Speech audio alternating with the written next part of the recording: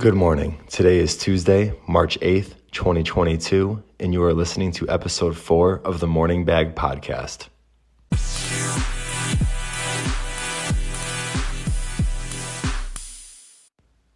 Biden set to sign cryptocurrency executive order this week. This week, President Biden will take the first step towards regulating how cryptocurrency is traded in the United States when he signs an executive order requiring federal agencies to report on what actions they've taken regarding cryptocurrencies so far and what they need to do to develop policies and regulations moving forward. This announcement comes just 1 week after a rising global concern surrounding Russia using cryptocurrencies to avoid current sanctions placed on them by the United States and other major players. However, the Associated Press reported that 2 individuals familiar with the executive order said it has been in the works for a long time and was expected to be issued this week regardless.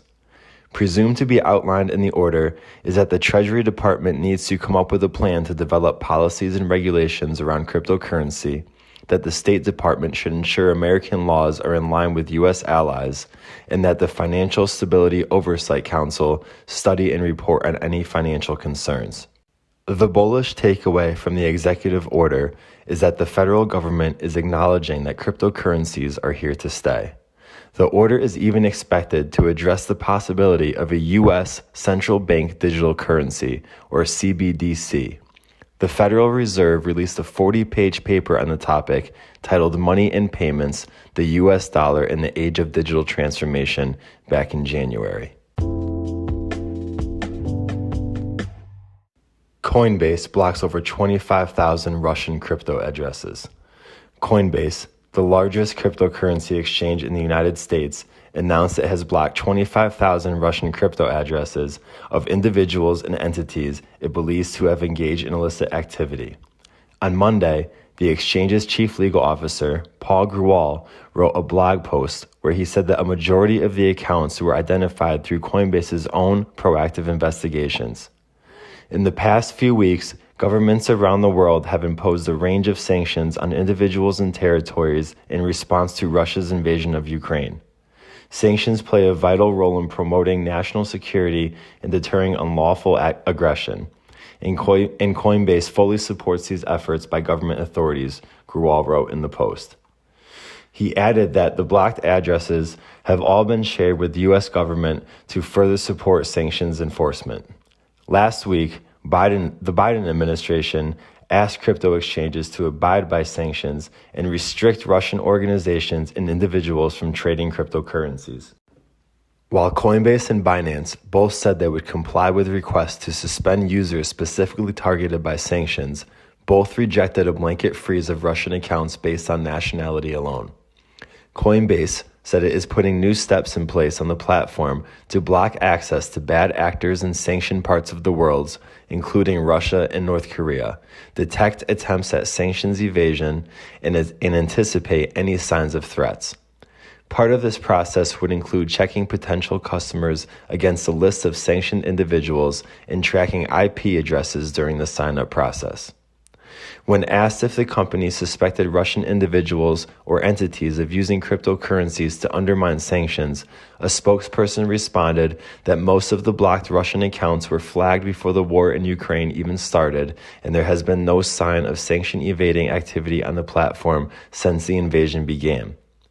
Coinbase CEO Brian Armstrong was quoted saying on the topic of sanction evasion through crypto, "Because it is an open ledger, trying to sneak lots of money through crypto would be more traceable than using US dollars, cash, art, gold, or other assets."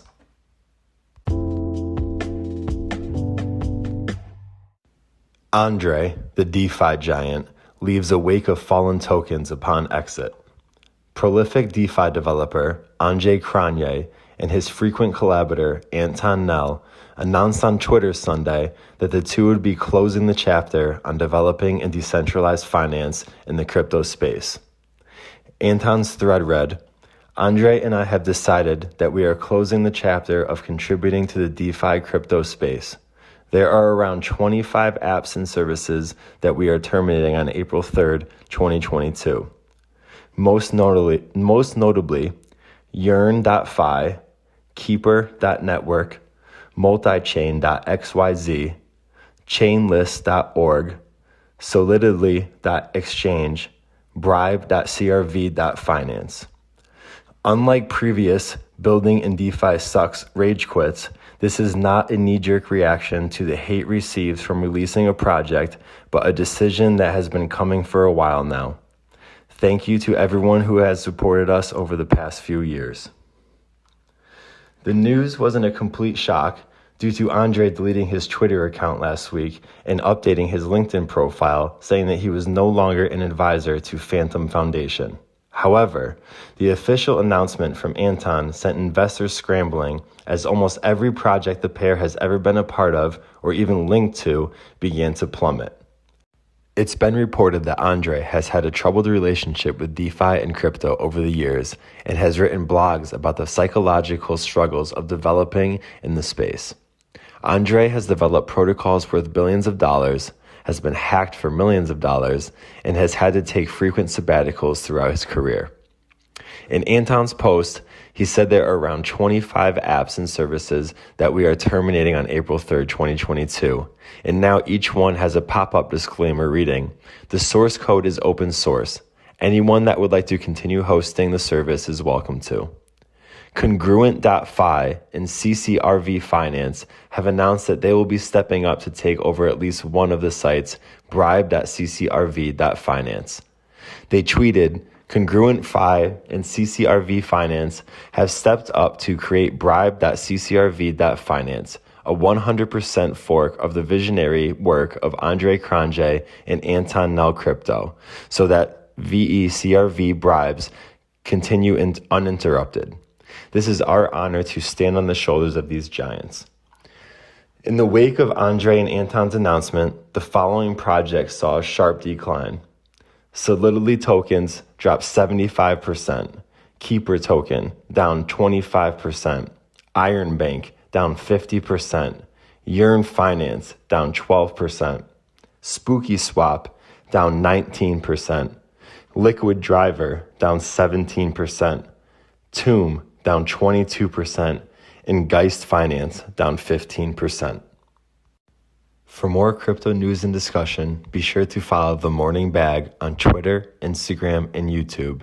And to read these stories in article form, visit themorningbag.com. Until tomorrow, may all your bags be winners.